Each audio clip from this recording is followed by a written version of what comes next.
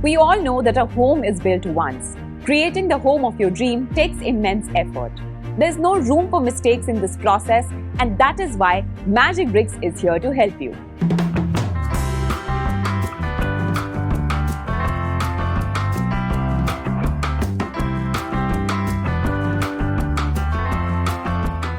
Hi everyone, welcome to MBTV. I'm your host Tanu Sardana, and in today's video we have a very special guest who's going to guide us on how to avoid common pitfalls while renovating or building our dream house. Are you ready to make your house into a flawless reality? Let's dive in.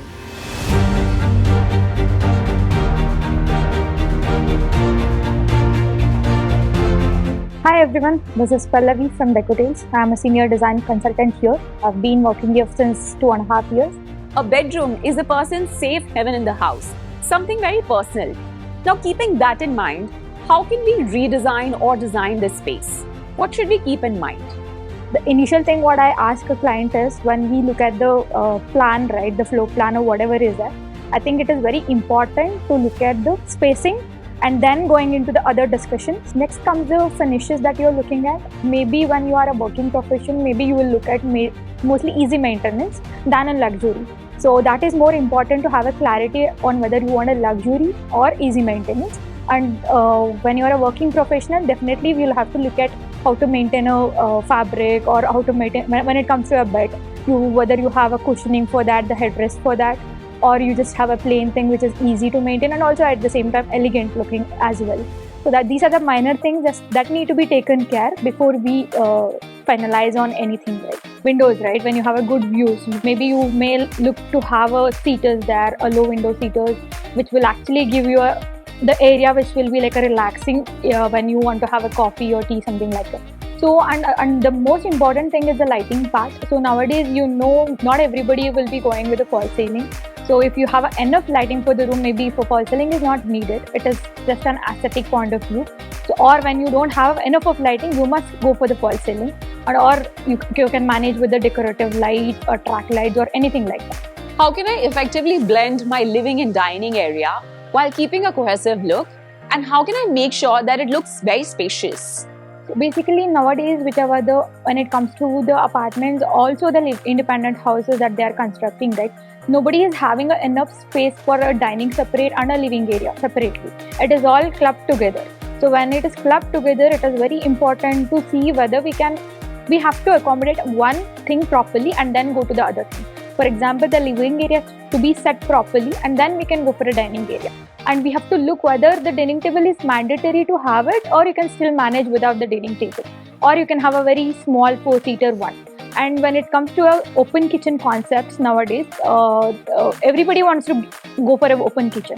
In those cases, we can have a breakfast counter wherein one or two person can sit there and have lunch or maybe lunch or dinner there only and come back to the living instead of having a big dining table and wasting the space there. So that is how we can manage the dining and living area. Can you suggest me some tips for selecting the right sofa for my living room? Are there any specific colors or patterns that work well for both living and dining areas? So when it comes to a sofa selections, right? So when you have a huge living area and you have a very good corner space, you can definitely go with a section sofa or L-shaped sofa, whatever we call it as.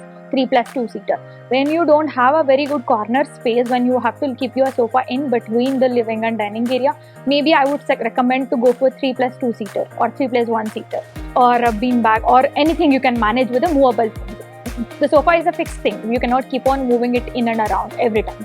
So maybe you can go with 3-seater and the other 2 seaters you can manage with small seaters kind of where you can easily move it out in and around. Overall in the interiors, the current trend is the minimalistic theme. So when it comes to a minimalistic, it goes with the pastel tones, the English colors, maybe like a grey tones, a lighter beige tones, something like that. No flashy colors are nowadays any clients are recommending for it. My kids are about to become teens and pre-teens, but they're not that old yet. What mistakes can be avoided while designing their room? Nowadays, every parents are telling that we don't want a kiddish room because they will grow up and they'll be like, I don't like this, change the color or anything like that. So when we say kids room, it is not only about the colors they choose. It is also about the functionality wise how it will be useful. They will be having a lot of toys or they have a lot of books or any other stuff. Maybe there will be a having a cricket kit or a rackets of badminton or anything like that. So when we are planning out that, maybe we have to make a provision in the wardrobe itself for all those things to be accommodated, maybe in the bottom preferably. On top of it, maybe we can start off with the proper wardrobe concept. So that goes to till the ceiling, and also when we look at it, it looks like a floater ceiling wardrobe, which looks like premium also and unique also. And maybe on top of it, we can play around with the color combination, which will not go out of trend anytime, which will be there for a very long time. Every household is incomplete without a kitchen. It is the heart of every home. But I always struggle with space management. How can I make it look more bigger? So when it comes to kitchen, right? So mostly the space will be very less. Everybody will be having a problem with their kitchen sizes, and whatever the sizes will be, that will never be enough for anybody to accommodate whatever they have. Maybe while choosing a color combination to the kitchen, maybe we can choose a little lighter tones, which makes the kitchen look brighter, or bigger. And also when you can opt for finishes like lacquered glasses or an acrylic finishes, that will have a lot of reflection in it, which makes it look more spacious than going for a matte finishes or anything like that. And also then comes the appliances. Nobody nowadays, when you are designing a kitchen, nobody wants to keep all this mixer grinders or other ovens or anything on the countertop, because you will not get a counter space also, leaving your hob and sink. The very less counter space you get it.